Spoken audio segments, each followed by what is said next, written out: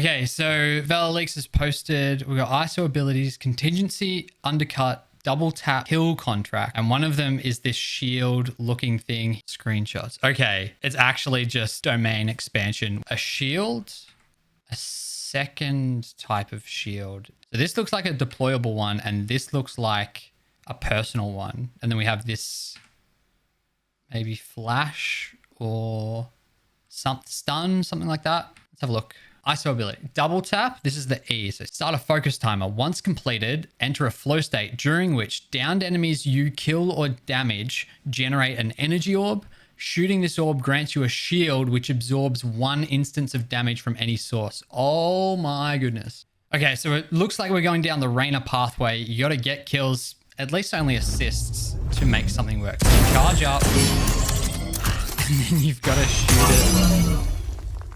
And you absorb a whole instance of damage. Grid shot, actually, everyone start practicing your grid shot. That's pretty instant. And that lasts as long as that double taps up. That's really interesting. And so you get 2 of these. You get to activate this twice in a round. That makes a big difference. Getting this twice in a round is a huge thing as opposed to just once. Once, this would be like kind of like difficult to use and but you can pop this early and then pop it when you're actually hitting sight. Interesting. Next we have undercut. Equip a molecular bolt, fire to throw it forward. Apply a brief fragile to all players that it touches. The bolt can pass through solid objects, including walls. Okay, so this makes people fragile. So fragile is a new term. It seems from the comments that it's just vulnerable. I don't know why there's 2 names for it. Maybe because both can be applied, but does fragile stack with vulnerable, even though they're the same ability? Do you take 4 times damage if you're vulnerable and fragile? Or is fragile just the incorrect word right now? Is it a translation thing maybe? So I had the realization while I was editing, fragile and vulnerable do technically need to be different words, because anyone who's vulnerable takes double damage. Anyone who's fragile takes double damage, but also triggers double tap if they die to a kill or assist from ISO. So that's the reason why it's there. As a player, technically it is helpful to know that. I don't know any situation where that would practically apply and change what you do. It'd have to be pretty niche. The C ability, contingency. Equipped to assemble prismatic energy. Fire to push an indestructible wall of energy forward that blocks bullets. Indestructible. This ability is insane. Cascade's like the whole reason to run Harbor, and now you get it on your duelist. Okay, but he's got no dash. So it's another non-dash duelist. No dash, no flash. This is a new type of duelist. It's very much going to be like a secondary duelist type thing. It's going to be hard to play him as a solo duelist. How do I feel about these 3 abilities together? This one's kind of whatever. This just feels like an initiator ability. I wish I had this on an initiator. It definitely feels very much like a secondary, like a support duelist. If you just make them fragile, it counts as an assist, so you get double tap. Because I think I see the idea here is that, especially if contingency allows your team to scale up behind it, you let someone else get the pick with your fragile, then you can double tap along with that, and then you can take over the lead once you've got your double tap active, once you've got that shield back.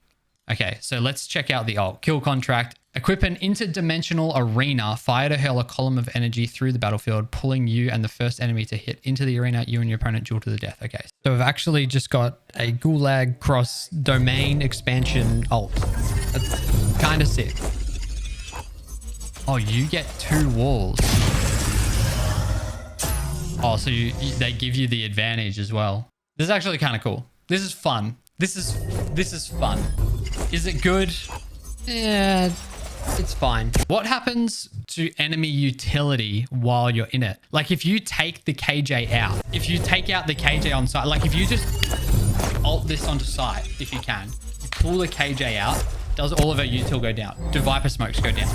Also, do you get to use abilities when in the arena? Field looks massive as well. I want to see how big the field is. From a very quick little bit of research, it seems as though you and your opponent both get suppressed as they go in. So to answer those questions, yes, those abilities would become inactive. You do get to carry your double tap shield in. You just can't activate any new abilities while you're suppressed. So I think ISO is going to be definitely limited by the map pool. He's not going to be an agent that's going to be good across all maps. Most likely you're going to find value with ISO on the maps where you see those long kind of lanes that they want to fight for. And that's just due to the nature of undercut and contingency. Initial thoughts, I don't see ISO working as a solo duelist right now. I do really only see him working in a double duelist comp, or at least working best. But that's also pairing with any of the other 6 duelists that are in the game. I don't think he needs the dash to make that work. He's more of an entry support and trade out killer. He can help your duelist get that initial frag and then follow up and continue fragging with his double tap afterwards. I do love the design. I don't think it's incredibly strong in isolation, in a vacuum. I think the ult is very much just fun if you can just aim diff your opponents. It's not always that simple. I am happy they've